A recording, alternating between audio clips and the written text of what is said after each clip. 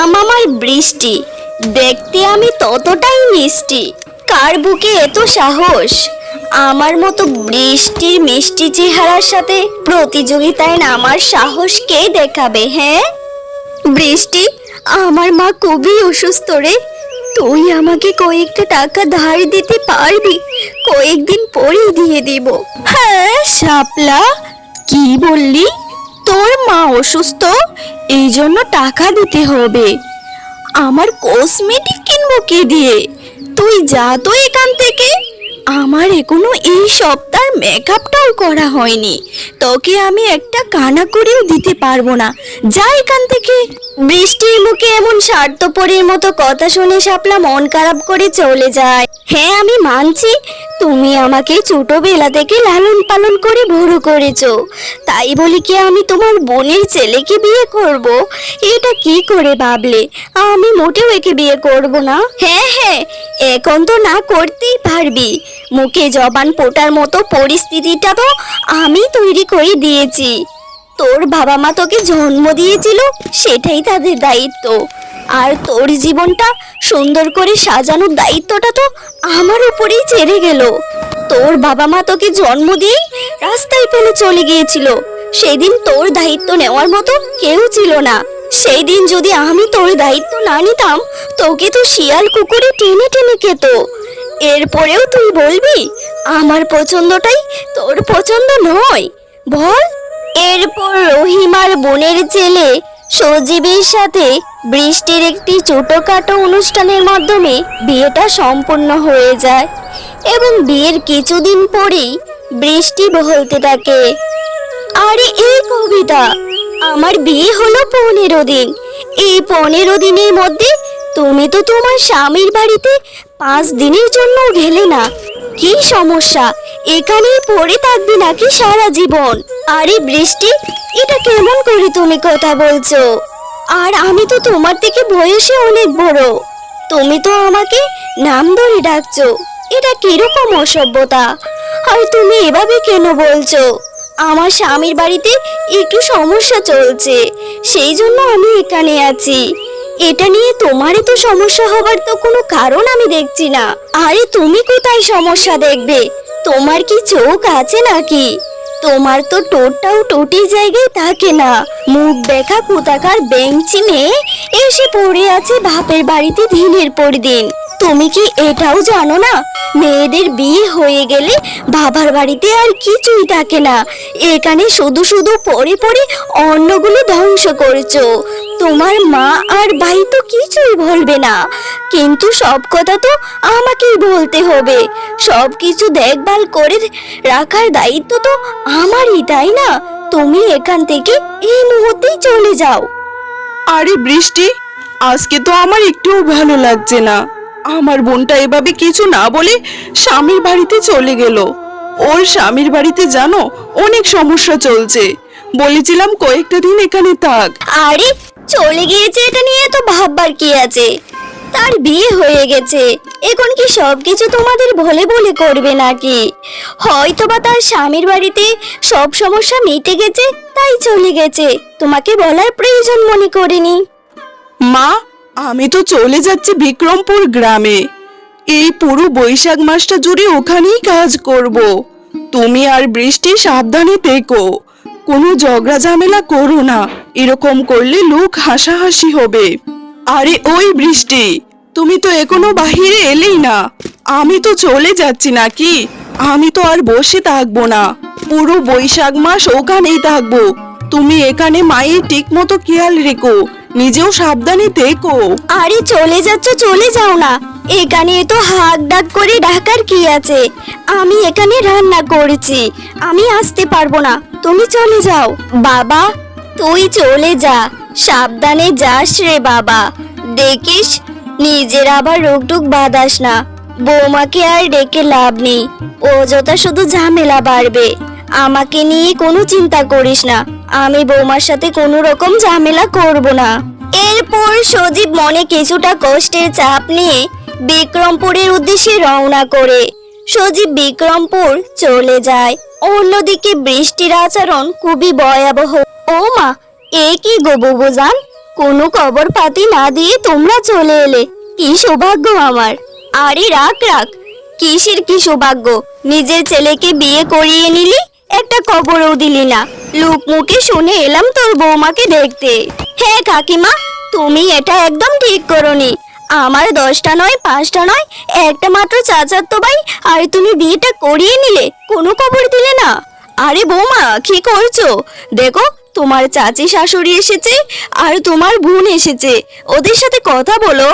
এ মা, কি বিশ্রী চেহারা! চাচি শাশুড়িটাকে তাও মেনে নেওয়া যায়, কিন্তু চাচি শাশুড়ির মেয়েটা তো যা তা খারাপ দেখতে। এদের সাথে আমি কথা বলতে পারবো না, আপনারা আমার দু চোখের সামনে থেকে চলে যান। আরে এই মধুমিতা, তোর বৌমার মুখের ভাষাটা এমন বিশ্রী কেন? আমার মেয়েকে কত অপমান করছে, এগুলো কি আমি দাঁড়িয়ে দাঁড়িয়ে এখানে সহ্য করব নাকি? চি চি চি চি, কি বজ্জাত মেয়ে! বলেছিলি তো তোর বোনের মেয়ে, খুব আদরের, খুব ভালো, একে বিয়ে করিয়েছিস। যাই হোক, ভাগ্যক্রমে হয়তো আল্লাহ আমাদেরকে বাঁচিয়েছে। আমরা শহরে থাকি, তাই এর মতো মেয়ের মুখ আমাদের সকাল বিকেল দেখতে হবে না। বৃষ্টির এরকম আচরণে সানজিদা অনেক রেগে যায়, তার মেয়েকে নিয়ে এ বাড়ি ছেড়ে চলে যায়। অন্যদিকে মধুমিতা এটার জন্য অনেক কষ্ট পায়। বৃষ্টি এভাবেই সবসময় তার শাশুড়ি মায়ের সাথে খারাপ ব্যবহার করত। এভাবেই দেখতে দেখতে কিছুদিন কেটে যায়। হঠাৎ একদিন, বৌমা উঠো না, দেখো না আমার কি যে হয়েছে। আমি আর এগুলো যন্ত্রণা সহ্য করতে পারছি না। তুমি যদি আমাকে না দেখো, কে দেখবে? আমার ছেলে যে তোমার উপর দায়িত্ব রেখে গিয়েছে। উঠো মা, উঠো। এই বুড়ির বাচ্চা, তুই দেখেছিলি আমি সারা রাত ফোন ব্যবহার করেছিলাম, এখন আমি একটু ঘুমোচ্ছি, তুই কি আমাকে একটু শান্তি দিবি না? কি হয়েছে বলতো? আরে এই বৃষ্টি, আমি ভেবেছিলাম তুই একটা অসহায় মেয়ে, আমার বোন তোকে কুড়িয়ে পেয়েছিল। আমি আমার বোনের উপর বিশ্বাস করে তোকে বউ মানিয়ে নিয়েছি। আমি ভেবেছিলাম তুই আমাদের আশেপাশে থাকলে আমরা সবাই ভালো থাকবো, কিন্তু তুই তো এমন নসই। এই জন্যই হয়তো তোর বাবা মা জন্ম দিয়েই তোকে ফেলে চলে গিয়েছিল। আরে এই বুড়ি, তুই তো পুরোই আমার মাথাটা নষ্ট করে দিলি। এইসব ব্যাপারে আমার বাবা মাকে টেনে আনলি। দেখ আজ তোর কি অবস্থা করি, আমার হাতে আজ তুই মরবি। না বৌমা, এমন করো না, আমাকে ছেড়ে দাও, আমাকে ছেড়ে দাও। মধুমিতার আর্তনাদে বৃষ্টির আর মন গলে না। সে মধুমিতাকে মারতে মারতে একেবারে মেরেই ফেলে। হায় আল্লাহ, আমি রাগের মাথায় এটা কি করে ফেললাম? এই বুড়িটা তো মরে গেল, এবার কি হবে? আমি এবার সজীবকে কি জবাব দিব? আমি বরং ওকে বলে দিব ওর মা মাথা ঘুরে পড়ে মরে গেছে। এটাই করি, ওকে একটা কবর দিয়ে দিই। হাই হাই, এটা কি হয়ে গেল গো? মা এভাবে আমাকে ছেড়ে চলে গেল। আমি শেষ সময়েও মায়ের পাশে রাখতে পারলাম না। মায়ের সাথে যে আমার অনেক কথা ছিল। আমি মাকে বড্ড বেশি ভালোবাসি, কখনো এটা বলাই হলো না, তার আগেই চলে গেল।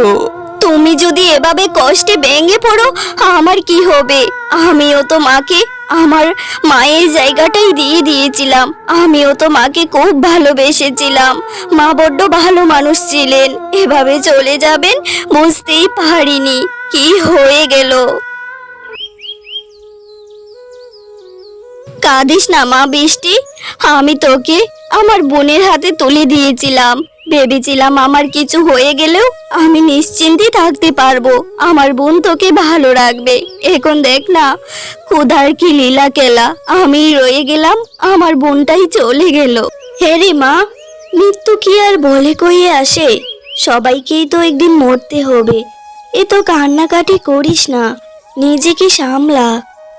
মা, শাশুড়ি মা মারা গিয়েছে থেকে আমি রাত হলে ঘুমাতে পারি না, শুধু উল্টাপাল্টা স্বপ্নে দেখি।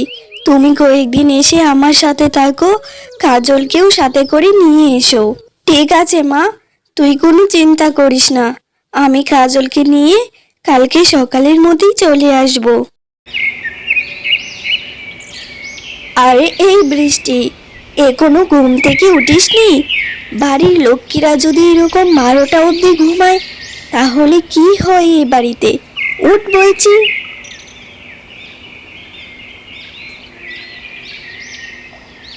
দেখ বৃষ্টি, তোর এই বিপদের দিনে আমি তো অনেক দিন এখানে থাকলাম। এখন আমার ফাইনাল সেমিস্টারের পরীক্ষা, আমার কাকিমাকে নিয়ে এখান থেকে চলে যেতে হবে। তুই রাগ করিস না, তুই অন্য কোনো ব্যবস্থা কর। ঠিক আছে, তুই চলে যা, মাকেও সাথে করে নিয়ে যা।